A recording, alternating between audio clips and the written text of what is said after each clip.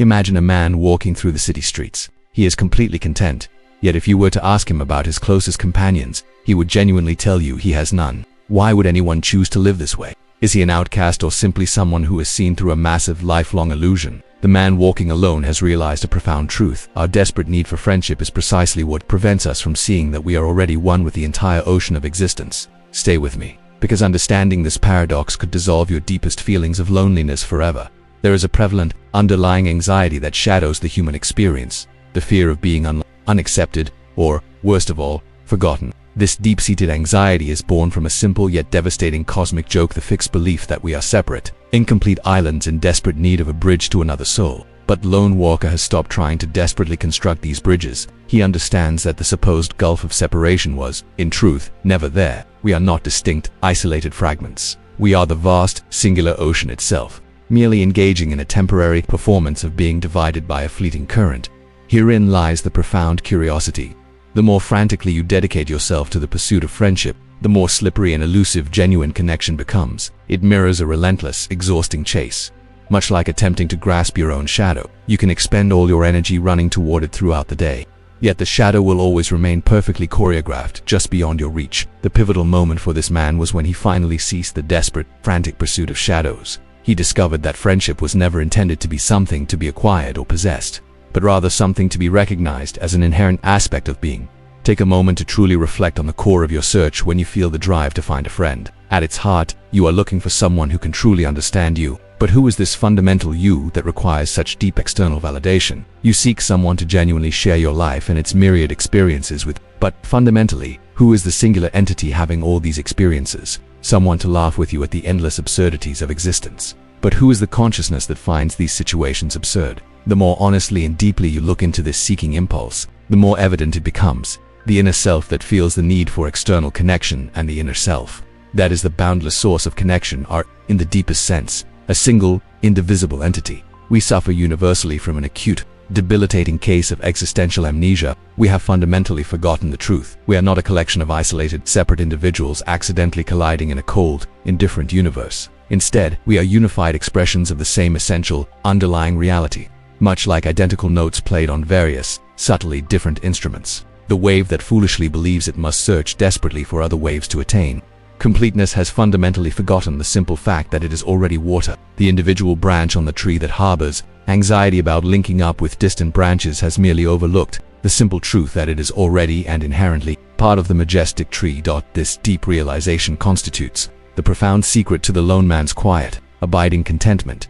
He is not lonely because he has fully remembered his true, essential identity. This identity is not the small, needy, ego-driven personality that constantly requires external validation and companionship. It is, instead, the vast, boundless, and unwavering awareness within which all feelings and experiences, including the momentary flicker of loneliness, spontaneously arise. He has achieved the clarity to see that the fundamental questions, who am I, and who are you, share the same singular, unifying, and timeless answer. Once this truth is genuinely and completely seen, the entire problem of desperately seeking friendship or fearing isolation dissolves entirely, like morning mist under the sun. Now, it is absolutely vital not to mistake this profound realization for a call to hermitage or social avoidance. The man who chooses to walk alone does not actively shun human contact. He simply does not cling to it with desperation. He is perfectly capable of enjoying the presence of others without making his entire sense of personal worth or identity utterly dependent on their attention or approval. Consider, for a moment, the stark difference between a desperate man dying of thirst who frantically gulps down water and a person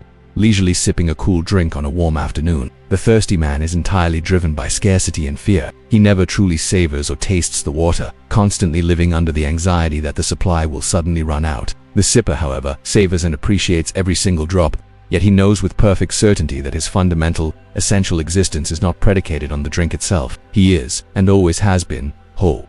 The overwhelming majority of us approach the experience of friendship with the same desperate thirst as the dying man approaches water. We frantically consume attention, seek continuous approval, and gulp down companionship. We are constantly afraid we won't receive enough. We habitually compare how much connection we have to how much others seem to possess. We keep a silent, anxious score. We often measure our personal worth by the number of people who call us, who extend invitations, or who remember our birthdays. But the man who walks alone has discovered the singular secret. He is not, and never was, genuinely thirsty. The fundamental belief that he required something essential from others was, simply put, a profound dream. And here is the exquisite paradox that follows. The very moment you stop desperately needing friends, an incredible, effortless force takes over. You begin to attract them organically and naturally. Wholeness, by its very nature, possesses an undeniable, gentle magnetism. People are inevitably drawn to those who are secure, self-sufficient, and intrinsically complete in themselves. There is something profoundly liberating about a person who does not cling,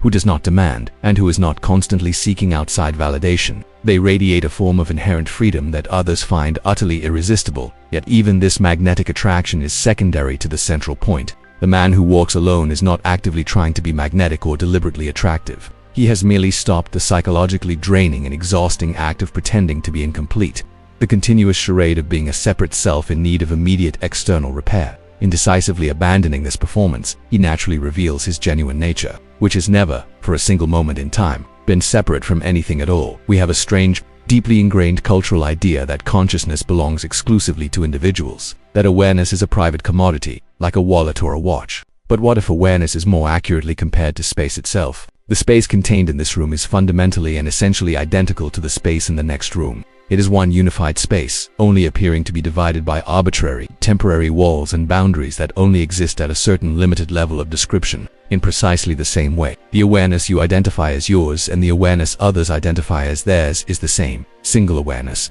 merely appearing to be fragmented by the temporary boundaries of individual bodies and personalities. But these physical boundaries are exactly like the walls in space, real enough to experience on one level, but ultimately illusory. The lone man has seen clean through this illusion of separate awarenesses. Consciousness looking out through your specific eyes is the very same. Singular consciousness peering through everyone else's.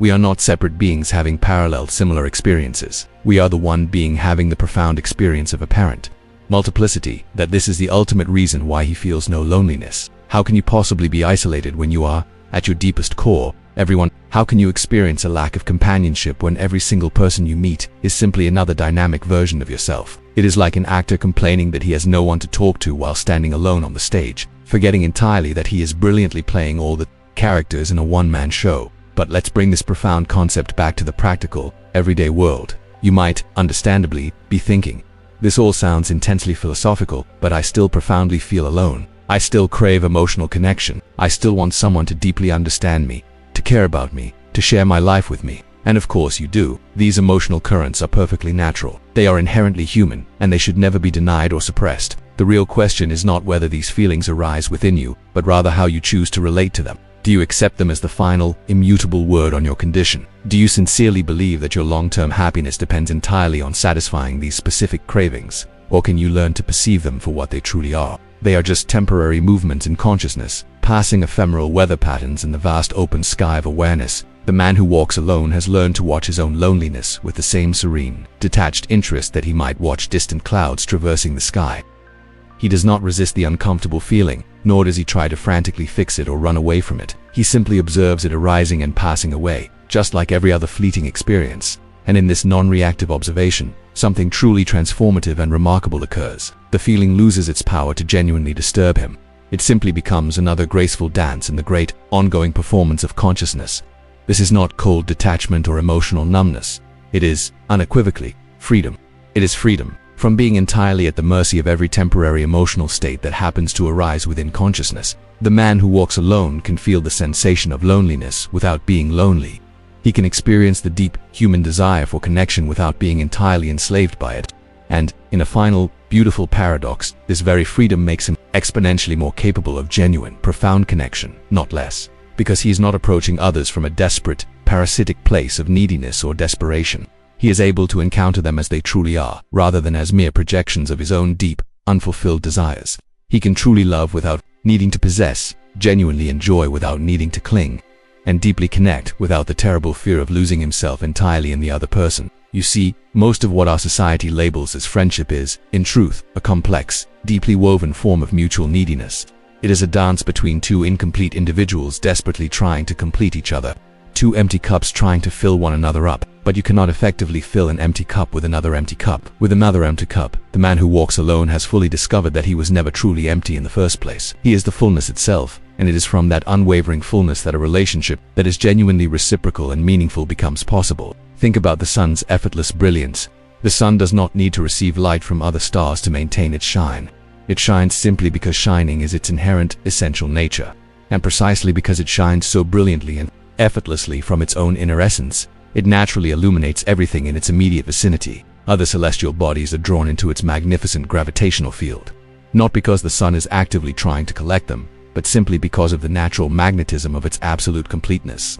The man who walks alone is exactly like this cosmic entity. He has fully discovered that his essential nature is not needy, fragmented, or incomplete, but is fundamentally radiant and whole.